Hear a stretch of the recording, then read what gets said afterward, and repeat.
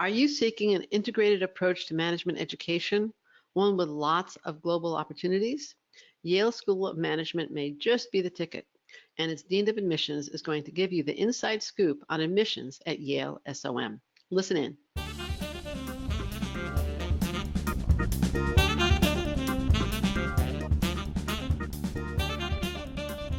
Welcome to the 338th episode of Admissions Straight Talk, the podcast dedicated to graduate admissions and helping you approach the application process thoughtfully and successfully. I'm Linda Abraham, the founder of Accepted and the host of this podcast. My mission and passion is to help you show that you both fit in at your target schools and are a standout in the applicant pool. The result? You get a message one day that causes you to jump up and down shouting, "Yes, I'm in!" And not only in, but in at the best program for you. Before I dive into today's interview, I want to mention that Accepted is having a sale that will run from November 15th to 22nd. This November special provides our biggest discounts of the fall. You can save up to $1,000 on Accepted's outstanding admissions consulting if you purchase during this time period. So don't delay. Check out our services today at www.accepted.com. If you're interested, schedule a free initial call ASAP and have the time to purchase and snag valuable discounts. The coupon code is SAVENOW, SAVENOW, and again, it ends November 22nd. It gives me great pleasure to have back on Admissions Straight Talk and introduce Bruce DelMonico, Assistant Dean and Director of Admissions at Yale School of Management. He has been on the admissions team at Yale since 2004 and became the director in 2006 and the assistant dean in 2012. Bruce, welcome to Admissions Straight Talk. Thanks so much, Linda. It's great to be here. Glad to have you back. Now let's start with the basics. Can you give me a brief overview of the distinctive elements of Yale School of Management's full-time program? We know it teaches accounting and finance and economics and all that, but what are the more distinctive elements of its program? Sure. And obviously I could go on much longer, but just to give you a brief sense of it, I think there are three things that I really point to. One is that among U.S. business schools, but business schools generally, we feel we are the most integrated to our home university. So when you come to Yale SOM, you really come to Yale and you're able to take advantage of all the opportunities that Yale affords, whether it's being able to take as many electives as you want outside of the School of Management, connecting with professional graduate schools elsewhere at Yale, by being part of conferences, connecting to the alumni network. So really, so the whole university community is open to you, which we feel is a fantastic aspect of the program. We are also, we feel, the most global U.S. business school. We've worked hard to develop that global posture, that global mindset, and something we want our students and graduates to have as well. So there's lots of programming that is built into the MBA, full-time MBA program. This global nature, from the case studies to the global experiences, to the composition of the class. We're about 45% non-U.S. Citizens, which I think is on the high end among U.S. business schools by quite a bit. I think that mindset, that composition permeates, again, the community and really influences how you experience the MBA program. And then the last is we feel, and what we say is we're the best source of elevated leaders across all regions and sectors. And that really speaks to our integrated curriculum. So when you come to Yale, you will get as you say, you'll get accounting and finance and marketing, but you'll be taught in a different way. Our courses are structured differently in a much more interdisciplinary, integrated way, with the recognition that when you graduate, your career will not just be in one area, will not be functionally siloed the way maybe it was 40 or 50 years ago when the traditional MBA curriculum when I took it. Yeah. So we teach in a much different way, and I think that influences how you think and how you will lead after you graduate. Is the integration carried beyond the core? It is in different ways and to different degrees, depending on what electives you take. So we actually have our own case writing team that will develop what we call raw cases that are different than what we call the cooked cases that you get at other MBA programs, and they're much they rely on primary source material. The case writing team doesn't distill everything down for you and make those decisions about what's relevant and what's not. You have to make those decisions yourselves. And the idea is that even in the classroom, you're learning real world skills. Those are the types of things you have to do after you graduate. So you should do them in the classroom as well, and not have other people making those decisions for you or synthesizing the information for you. And so those cases, to different degrees, carried into the electives, and there are other electives that are integrated, much like the core. Some may be a little bit more straightforward if it's advanced accounting or learning spreadsheets and those types of things that may not be as lend itself as well to the integrated model. Right. But on the other hand, if it doesn't lend itself to it, what's the point of it? This is, a specific skill being taught. So it makes sense. Now that we have a foundation, what's new at Yale School of Management? Yeah, exactly. So there's a lot that's stayed the same, and it's been consistent and anchored really in the mission of the school to educate leaders for business and society. I feel like I need to get that in there too. But there's a lot that's new. I think the biggest thing is that we have a new dean who started July 1st, Kerwin Charles. He joined us from Chicago. He was at the Public Policy School at the University of Chicago. He's a labor economist. He's been on campus for a few months now, and we're all very excited. He's had a number of town halls, and I get the question, pretty frequently, what's his vision for the school? And actually, he's been very thoughtful and very sort of diligent about hearing from the school, from the students, different stakeholders, students, faculty, staff, alumni, trying to get a sense of the place and really understand the mission, understand the values, and then I think only at that point will he start to really put more of his stamp on the school. But I think he's really doing a wonderful job of listening and learning at this point, and we're very excited to have him. So that's one big thing. That's a big one. That's a big one. Another one is we have a new one-year master's program, an MMS in asset management, to complement our other one-year masters in systemic risk and global business and society, and our Masters of Advanced Management program. So we're building up a portfolio of one-year programs, and really for the asset management program, tapping into Yale's deep strength in that area. So David Swinson, who runs the Yale Investment Office, is very involved in this. Toby Moskowitz is the faculty lead. He joined us actually from Booth a couple years ago. We have a number of other faculty who are really sort of taking the lead here, and we're also tapping into our strategic advantage of being close to sort of hedge funds and pension funds in the sort of up and down the Connecticut coast and into New York. So we're very excited about that, and excited about the fact that these one-year degrees will actually be beneficial to the full-time MBA students, because full-time MBA students will be able to take these classes. So a little bit more technical, a little bit more oriented towards certain areas. So it's actually building out not just a portfolio of programs, but the portfolio of offerings that are available to full-time MBA students as well.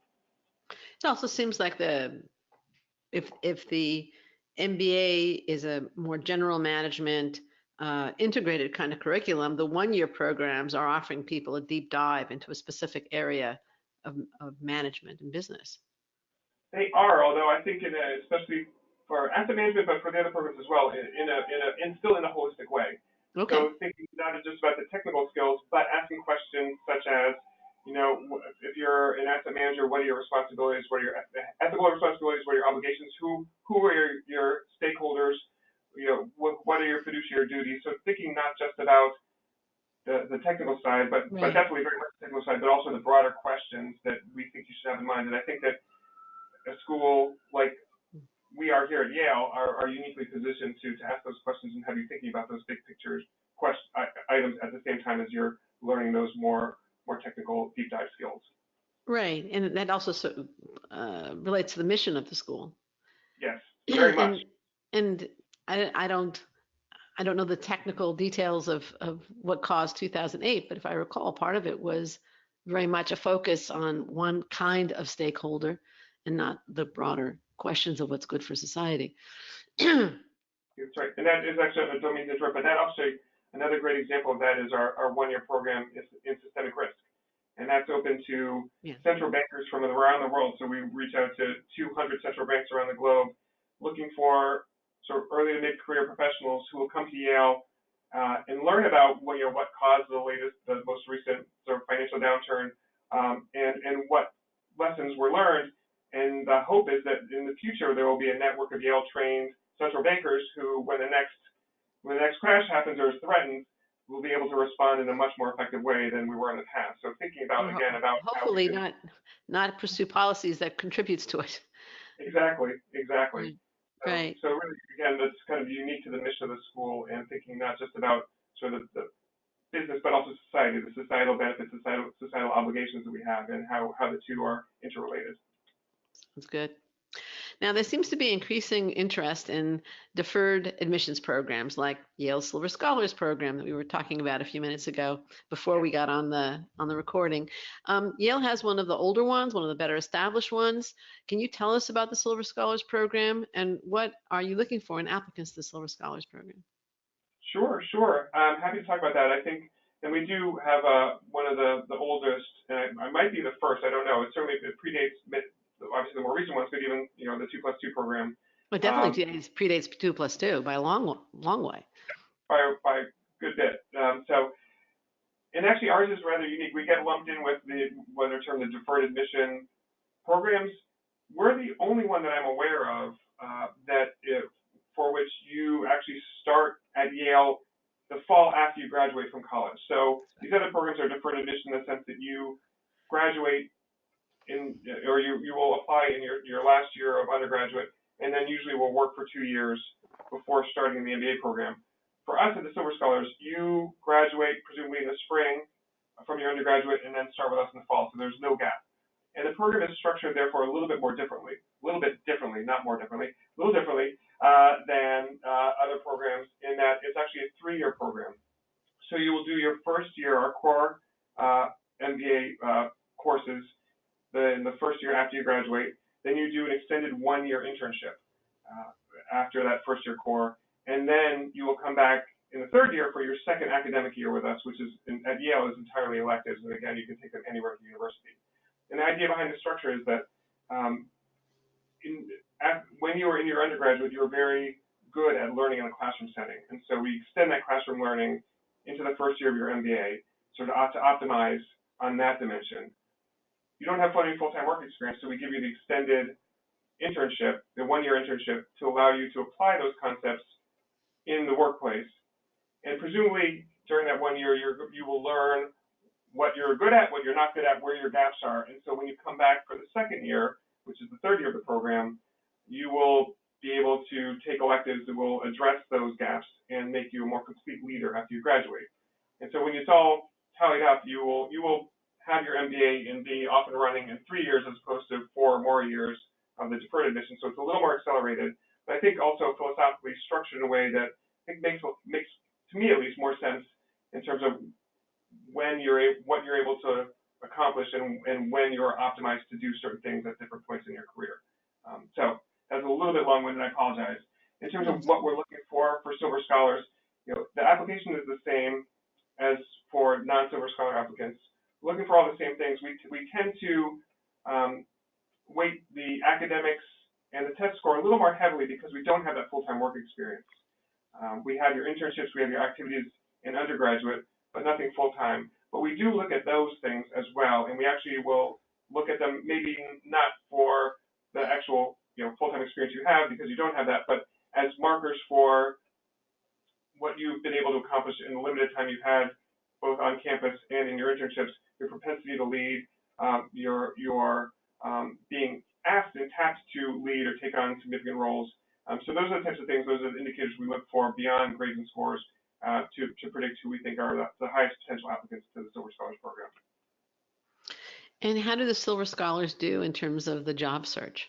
Are they getting the same kinds of jobs as MBAs? Are they getting a slightly lower level job and salary? How do they do? Yeah.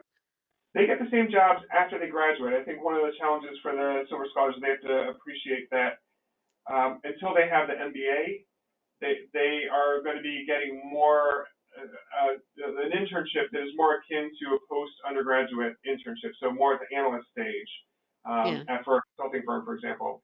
But then by the time they graduate, when they have the MBA, they're getting the same jobs as the non-Silver Scholar students and graduates. So it's more of a process given the unique posture they're in and the sort of the unique trajectory they're going through. And so I think Silver Scholars, one challenge is understanding and appreciating that path and that process, but that once they graduate and they have their MBA, they're getting all the same jobs as every other Yale SOM graduate. It sounds like just financially, obviously they're taking the 2 years of MBA when they're out of the workforce, when they're at the lowest point in their earning capacity. And then at year 3, they're at a place where usually people 5 and 6 years out Right. or at. That sounds like a pretty good deal to me. Is Yes, there any I think that's. Oh, go ahead. Go ahead. Is there any flexibility in terms of that 1 year internship, or is it really lockstep that is a 1 year internship and that's it? I mean, let's say somebody were to say, can I work another year and then go back to Yale? That does happen. That definitely happens. So we have people who will extend for another year because they're enjoying their internship. They want to get more experience, and we tend to be pretty liberal and very flexible with those leaves of absence. So that tends not to be a problem.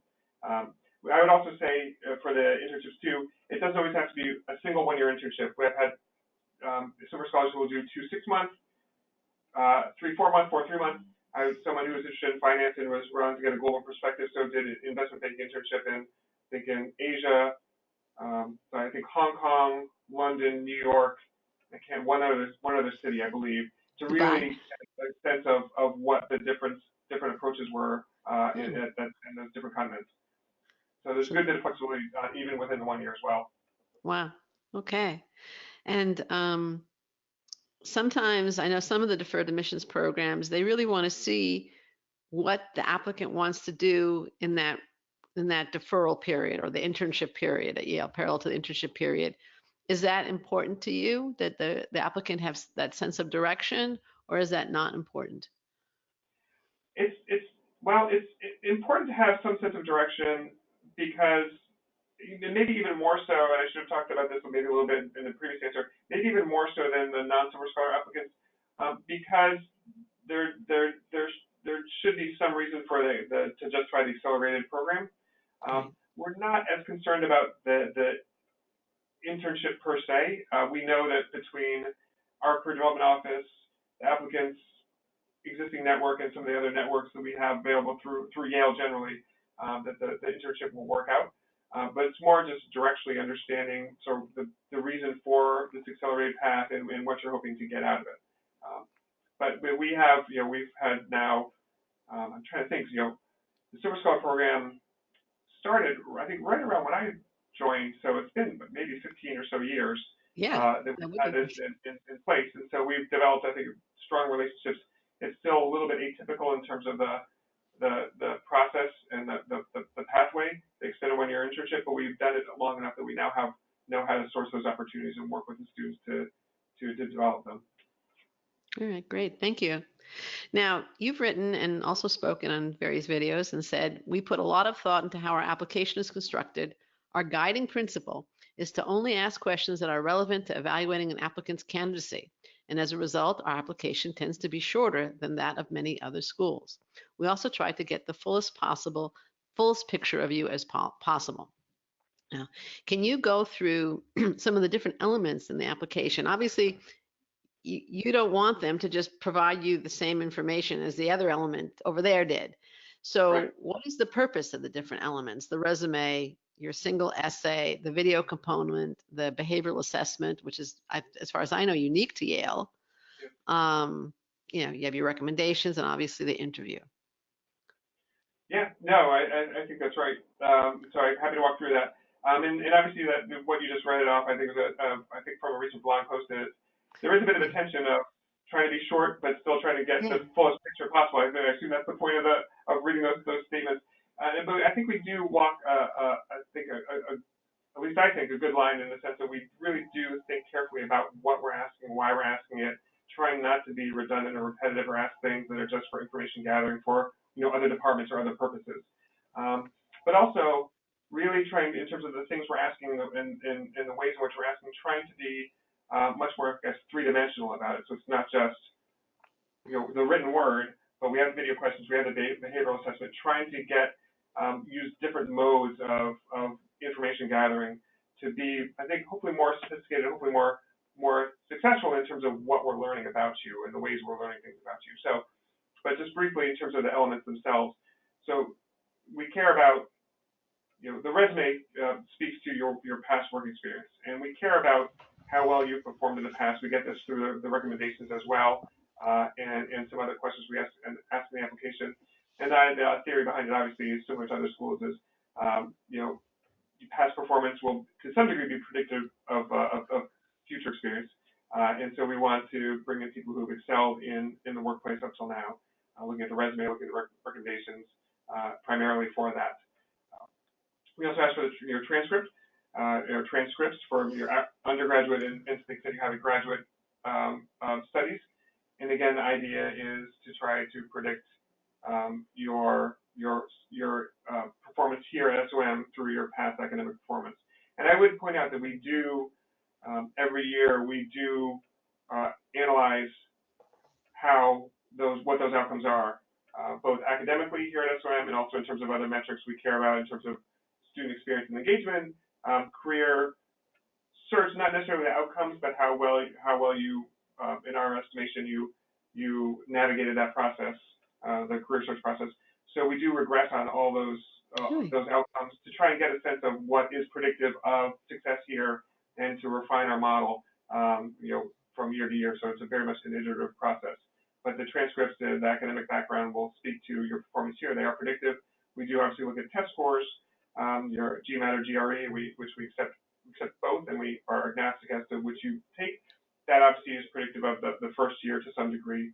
So we do look at that as well. But then we have some unique elements that I think just about every school has an essay or essays. We actually used to have it. I think when I started, we had 3 essays. We're down to 1 now. And the reason for doing that is to make space for the other elements of the application, for the video questions and now the behavioral assessment. The idea is to broaden the base of how we're looking at your candidacy, as I said before. So it's not just about writing essays, but it's about an essay, video questions, behavioral assessment, other elements that are, again, a little, varied in terms of what we're looking for and how we're engaging with you. The single essay we have now asks you to describe your biggest commitment. It's the topic we've had for a couple of years. We like it. I don't know if we'll keep it in the future, but we still like it for this year. And the idea is, and we've developed, as I know you know, in conjunction with one of our organizational behavior faculty members who teaches on work, the meaning of work, whether it's a job, a calling, a career. And the idea is that to be successful at Yale and beyond, we want our students, our graduates, to be action-oriented. So we ask about a commitment, but we want to know what you've done to demonstrate that commitment. So we're not making valid judgments about what the commitment is, but really looking at what you did in support of that commitment, what actions, what behaviors you demonstrated in furtherance of the commitment. So that's really what we're looking for in the essay. And then we do have the video questions, which, for those who don't know, are 3 60 to 90-second responses that we ask you to make to 3 different questions that are various styles. One's more about our mission, one's about in the MBA, one's about a behavioral question, and one's what we call a thought question, which we give you a statement and ask you to agree or disagree and explain why. Again, we have a pretty light touch with this. It's not going to make or break your candidacy, but again, we want to get more of a sense of you from beyond the sort of the paper or the written submission that you provide in the rest of the application. Is the sense of you about your ability to articulate kind of on your feet and presence? Is that a little bit? Yeah. So a little bit about your extemporaneous speaking ability, ability to think on your feet. And again, it's not.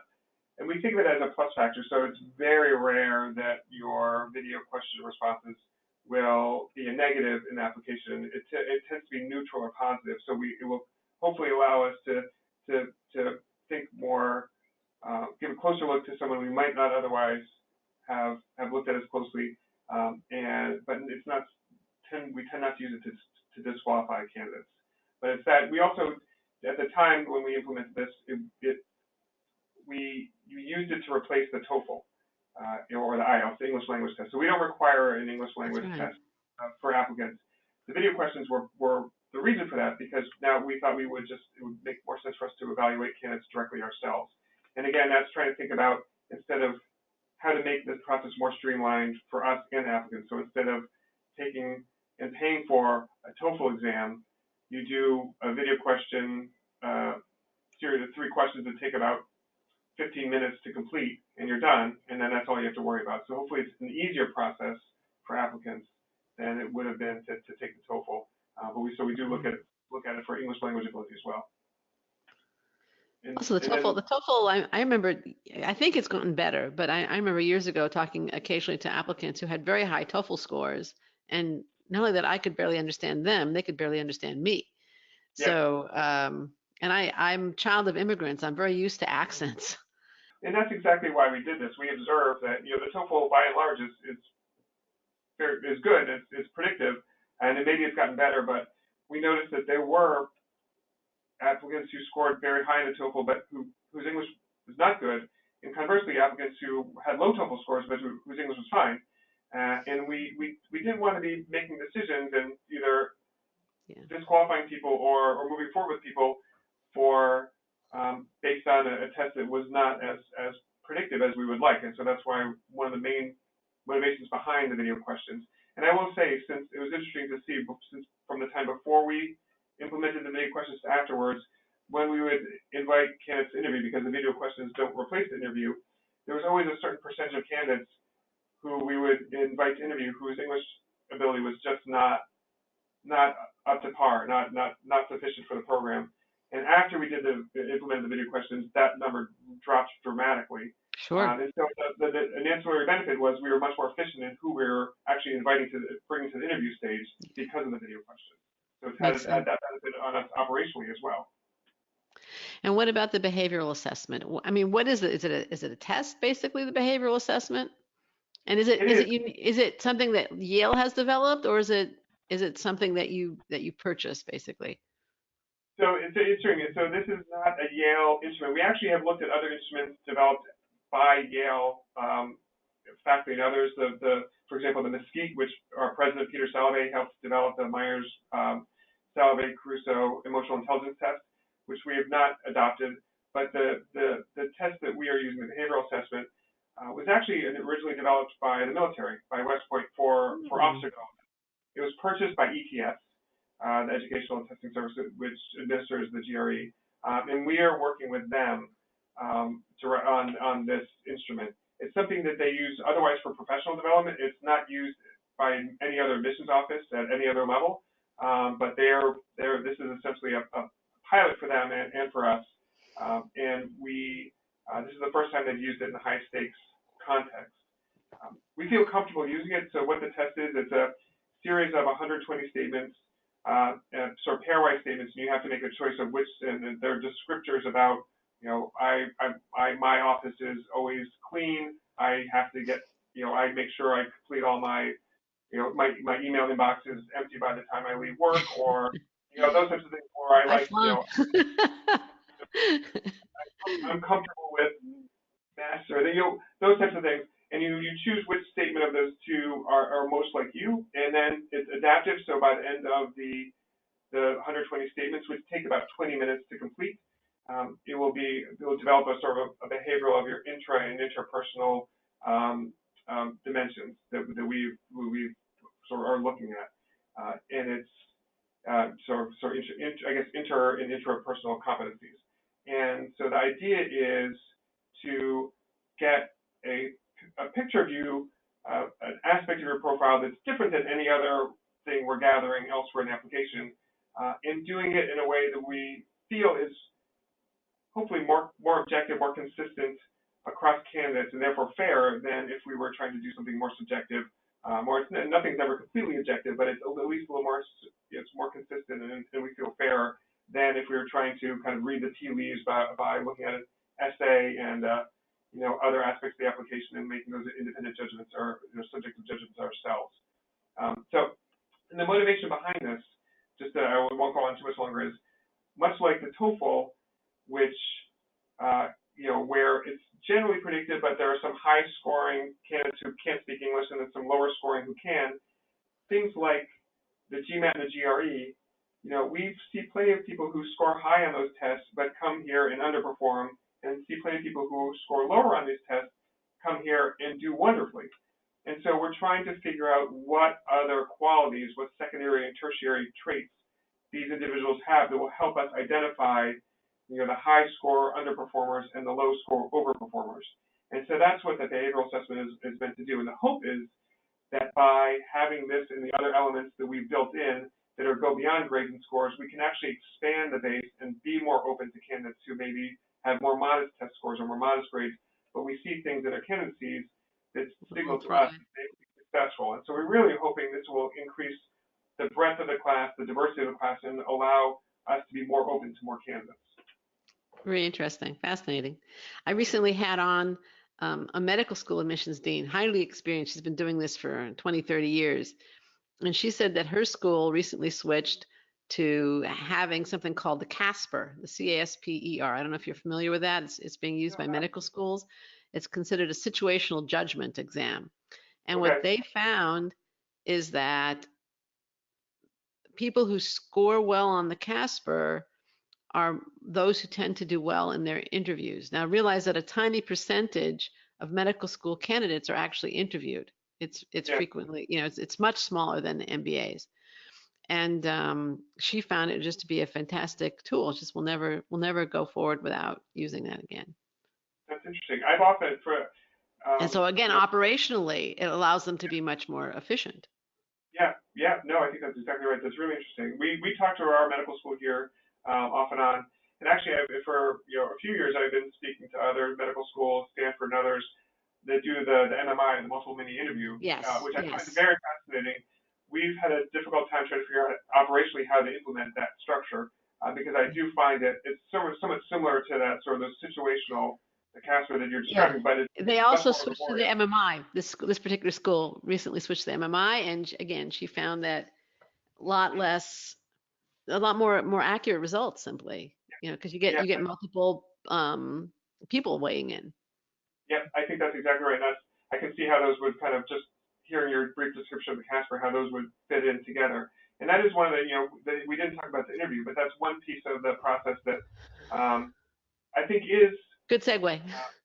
Good segue. And we, like most business schools, I think, have a one-on-one interview. So our interviews are conducted primarily by trained second-year students, sometimes admissions staff, who've only seen your resume, have not read your entire application. We try to have those conversations be as independent as possible. And they have some value. We've actually, a number of years ago, again, in conjunction with some of the dean's office here at Yale and some of the expertise they have, David Caruso, who, again, was one of the developers of the Mesquite exam and is an expert on interviewing, went to a structured interview. We very much, which is how we conduct our interviews. But there are limitations to one-on-one interview. It can be very subjective. It can be very based on the particular dynamic and interaction between the interviewer and the interviewee. So the MMI has always been very appealing to me because it does broaden the base. You get multiple perspectives, and I think that smooths out and hopefully reduces that subjectivity. Again, we haven't found a way to implement it operationally, and as a result, we do interview a significant number of candidates. I would say about a third of the applicants candidates who apply are interviewed. About 2/3 of the people we interview we admit. But we try not to lean too heavily on the interview because we know the limitations, because we know that they are predictive, but they're also open to that subjectivity that we don't want to fall into that trap too heavily. So it does factor into the evaluation, but I think some candidates think it's the make or break, that if you get to the interview stage and you do well, you're in, and if you don't, you're not. That's not how we look at it here at Yale. After the interview happens, we'll take the interview report, add to the file. We'll review the admissions committee will review the entire candidacy together with the interview as one data point, one piece of the picture, and we look at it all holistically in making a decision. And also, you're trying to create a class, so that's the other element. It's not just who the applicant is; it's how the whole thing fits together, right? So that's exactly. And so the interview itself is not necessarily an up or down itself, but we're looking to see certain things in the candidacy that can help, again, that might relate to other things we're seeing elsewhere, might confirm certain things we're seeing, or help us answer questions that we have about other parts of the application. So it's not just about the interview in isolation, but how it relates, as you say, to the rest of the application and what we're seeing there. And how does the recommendation fit into this? Yeah, I was about to say goulash, but you know what? It's more of a puzzle. Every piece plays a role. Yeah. No, I think that's right, and we do.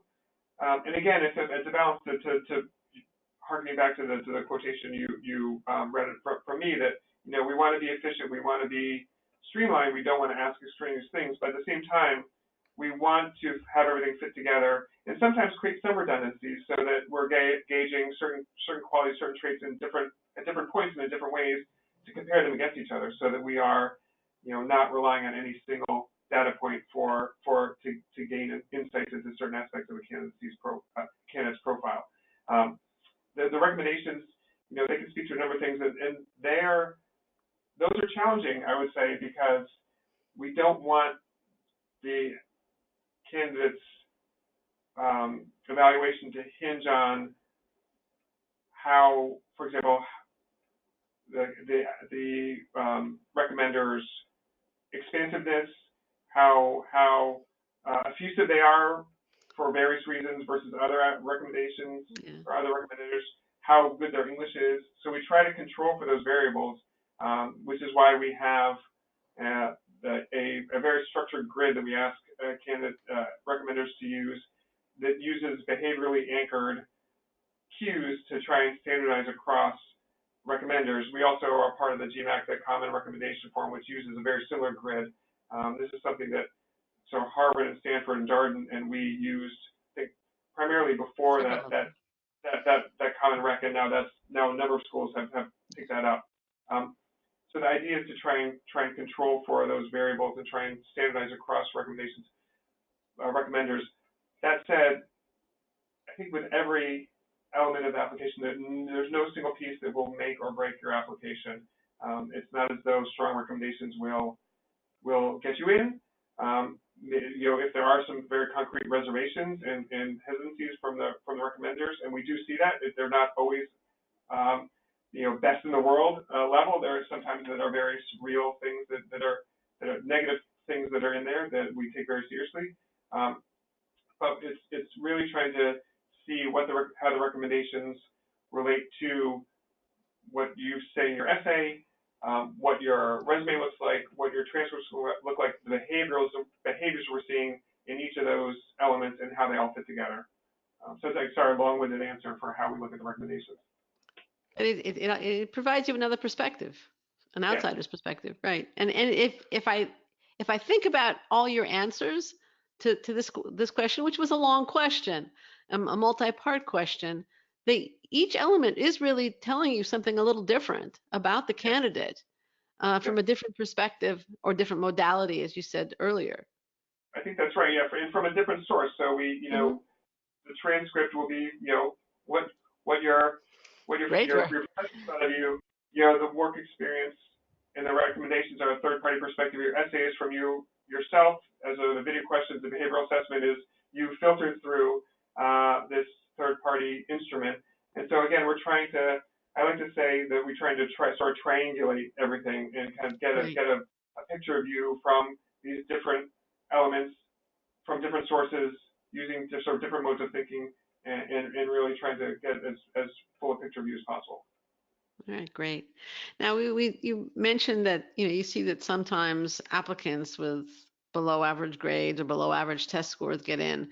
So for the class of 2021, the class that just entered, the middle 80% GMAT range was 680 to 760. The middle 80% GPA range was 3.34 to 3.92. And I don't have the GRE range written down, but the median was 330 for the GRE. What do you look for those people who are below average? What gives you the confidence to admit them? Obviously, you're rejecting people with higher stats. Right. So, what gives you that confidence? Yeah, and so it's a great question. There are lots of different things, and I would point out that those are the ranges for the class. Obviously, in terms of who we admit, the ranges are even broader, and that's within 80%. So we admit lots of people who are sort of even farther outside of that range. And I like to use the 80% range because otherwise you get that bottom 10%, which is, and they think, oh, I can get in, and you know what, it starts to get a little iffy when you get down there. But anyways, go ahead. Yeah, but we do admit more broadly than the class suggests. Yes. And I would, so in terms of what we see in candidates who maybe have softer grades and scores, I think it's one interesting thing. It does speak to the fact that we're not looking for any one thing across the board in every candidate, and we do value diversity. And I think you'll probably hear that from other schools too. And diversity means many different things. Can be sort of race, ethnicity, sort of gender, citizenship, professional experience, and any number in other dimensions, so political thought, others. The idea is that we're trying to put together a class that is not, where everyone's not identical to each other, but everyone is bringing something different. And for candidates who don't have the greater scores, they can have there are other things that they will bring. And it's even that's not one thing. It tends to be there will be some professional background, some exceptional professional experience and accomplishment that will make that candidate stand out. There can also be something about their background in terms of their distance traveled, in terms of the context of their application, that will make put the grades and scores in context, and also show qualities that we value very much and that would not appear in the academics or the testing, but that speak to the strength of the candidacy in other ways. So those are the types of things we will look at as we see candidates who maybe don't fit within that middle 80% range, but we think will be valuable additions both to the community here at Yale and also as alumna or alumni after graduation. Okay. Now there's been in the last, certainly the last 6 months, I think it started earlier, kind of a steady drumbeat, if you will, of the sky is falling on full-time MBA programs. Okay. And I think it reached a crescendo, at least a crescendo to date, in an article in the Wall Street Journal. Is the MBA worth it? And the conclusion was no. I wasn't terribly impressed with this article, but I think that is a concern out there, especially since another drumbeat is that the country is headed towards recession. Right. So how would you address the sky is falling on the MBA program kind of point of view? And I think the more grounded concern about recession. Yeah, I mean, there's a lot there. I think it definitely has. I think that you say the crescendo. I think that the momentum has picked up on this, or is the MBA worth it? Sort of refrain in that bandwagon. Obviously, the caveat being that I'm an interested party here. I do have a perspective that's grounded in being in an MBA program, but I legitimately feel that the value of the MBA has not diminished. It still has the same benefits to its graduates that it never did. You can look at things like ROI, and it's still just as strong. In fact, it's stronger when you look at the first year salaries keep going up and sort of increasing at top schools. I do think also that there are a number of different things happening that have contributed, I think, to the recent decline in applications. When you look at for non-U.S. applicants, so concerns over visa availability, the political climate in the U.S. For U.S. applicants, we've seen a softening there as well. The strong job market. Employers, I think, are working hard to try and keep people in their jobs because it's a tight labor market. And I think these things are sort of temporary. I think that those will turn at some point. But the ROA is the same. And I think the skills you will get in an MBA, one other variable is the growth in one-year master's programs, and to the extent that those are picking up, we hear about the level of overlap, and it's not huge, but the one thing that I've been thinking about, and we're going to look at the numbers, is these one-year masters have been around just enough where early on, these are early career programs, those candidates would not have applied to the MBA anyway because they were early career. They probably would not have been in the MBA pipeline. Those programs have been around long enough now that we're starting to maybe see the absence of some of those MBA applicants because they got a one-year master's now. That's true. Those few years later. Yeah. But I don't think those degrees are technical degrees. They don't have the same upside. They don't have the same benefit in terms of training you to be a leader, and giving you the flexibility. I think the main value of the MBA program is that it gives you choice, it gives you flexibility, it allows you to do really whatever you want in the professional context. I have a legal background, so I went to law school and then practiced for a number of years, and I think the default belief was that getting a law degree was the key to do whatever you wanted. You could use it; it's very flexible, and you can do whatever you want. It was a good foundation for something. Exactly. I really feel like that. I mean, I think that's possibly the case if you practice law for a few years. I feel like really the MBA is the degree that provides that flexibility and provides the breadth that allows you to switch from one career to another, or have multiple career switches, and really do whatever you want. And I think that value has not diminished, and I think it's underappreciated still. So again, a long-winded answer, but I think the application numbers have gone down in the last couple of years, but I don't think the value of the MBA has diminished at all. And I think, again, I'm an interested party. I think when the conditions change, then I think we'll see things return to a different equilibrium. I think GMAC data also shows incredible satisfaction among alumni. If you look at their alumni surveys, and that's the other thing. The other thing is a lot of focus, I think, on the sticker price of the MBA, but a significant percentage of MBA students get financial aid that significantly reduces that sticker price. Yeah. So when applicants, go ahead. I'm sorry. No, I keep trying cutting you off. I feel Lon, let you finish. What I was going to say was that the sticker price is kind of like what you pay retail, but many applicants, they don't end up paying retail, and they can only find that out if they apply. Yep. They might get it for half off. Yep. They don't know. They might get it for much less than what the stated price is. I think that's right. I think that's the same with undergraduate, where the what people actually pay is much different than what the sticker price is. I actually, for a few years, I've mostly jokingly floated the idea that we don't even have a tuition because it's so variable. It makes no sense to actually advertise a tuition or have a tuition because people pay different amounts. That's never gone very far, and I can understand why. But I think that's exactly right. And so our outgoing dean, Ted Snyder, he's quoted in a recent article about sticker price and the fact that business schools have really just kind of been on this slow march, pricing themselves out of the market. And I think there will be need to address. I think part of it is that candidates not recognizing that you don't always. I mean, a good number of people pay sticker price, but then others don't. And so understanding that aspect, but also I think schools will need to try to correct and try to figure out what to do to make it price-wise competitive. I had one other point that I'm trying to remember, and it's escaped me, so I'll let it sit for now. Okay. Well, if you remember, please let me know.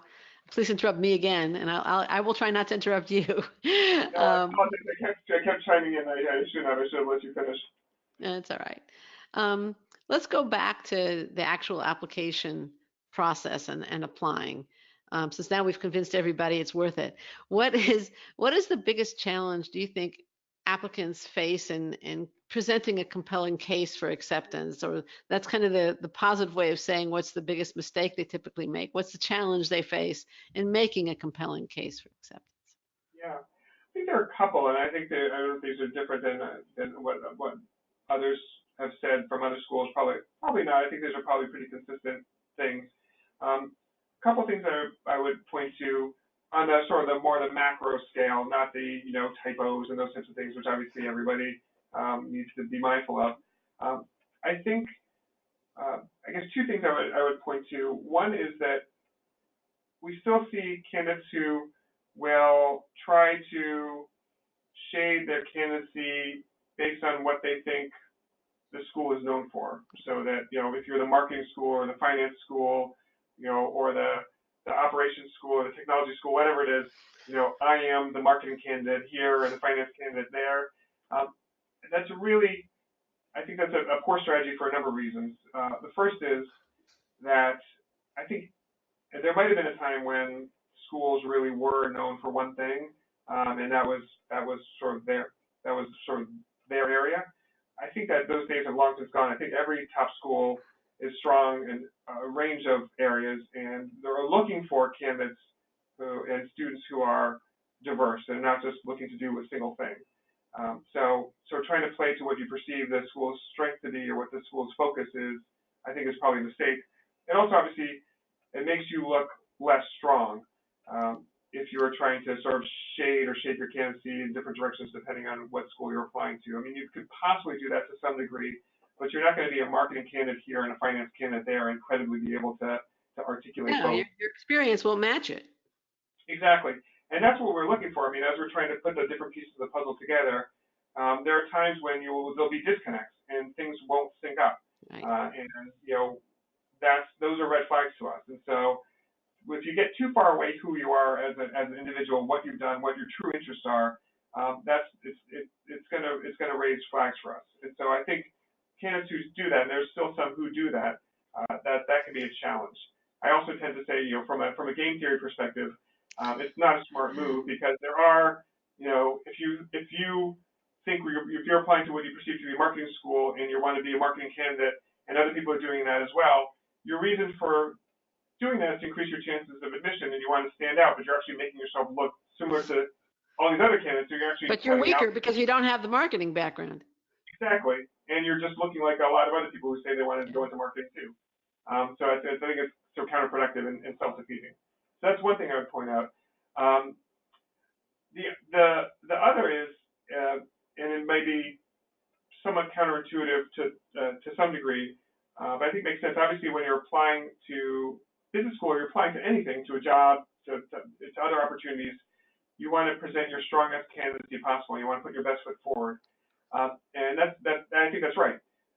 The candidates I see who tend to be successful, though, are ones who don't ignore their weaknesses or don't try and run away from them. There's no such thing, and other schools will say this too. There's no such thing as a perfect candidate. Nobody's strong across the board, and I think the acknowledging your weaknesses and incorporating them into your candidacy, I think, can be helpful. First, because we will see them, and so you want to address them proactively and contextualize them, and have them, have us address them on your terms as opposed to our terms.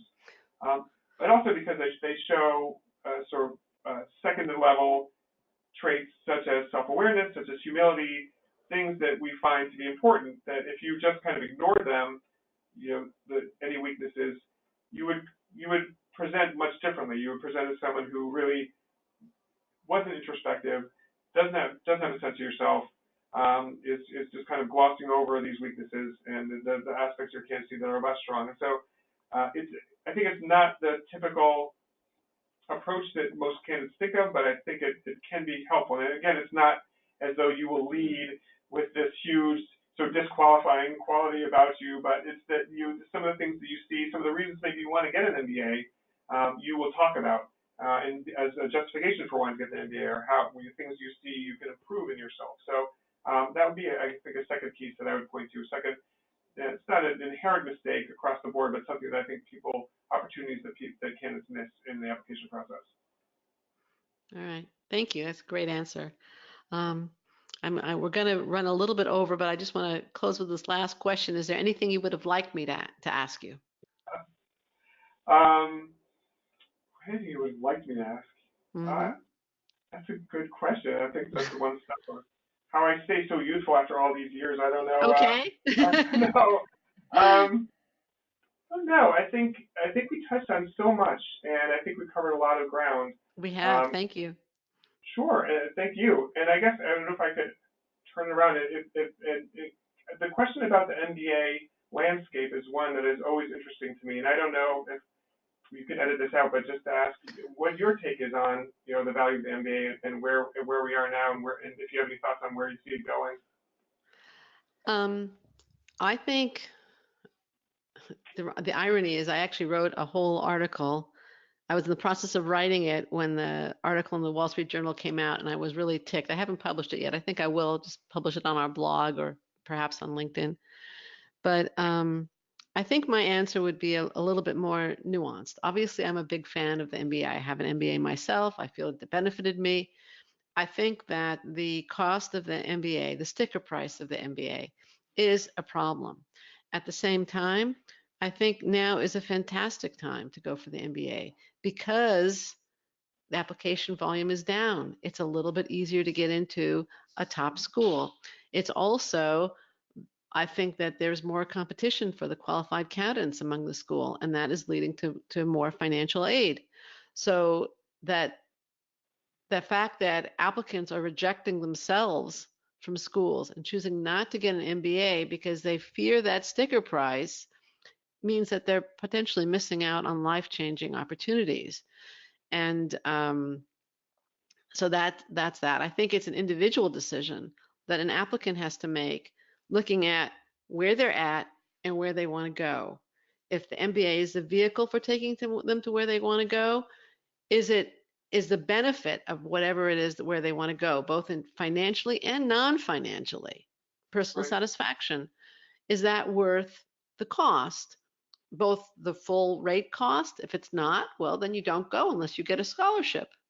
Yep. Or you don't go to certain schools, you go to a less expensive school. Again, depends on what the individual's goals are.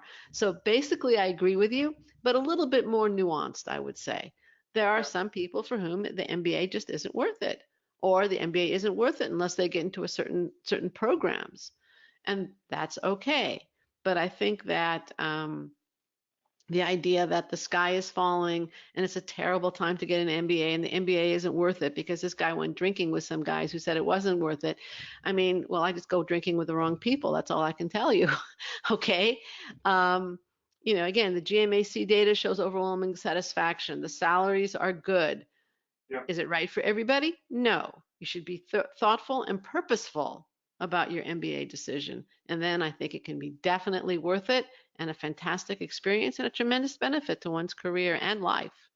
So Yeah. that's No, I think that's that all my makes, that's my answer.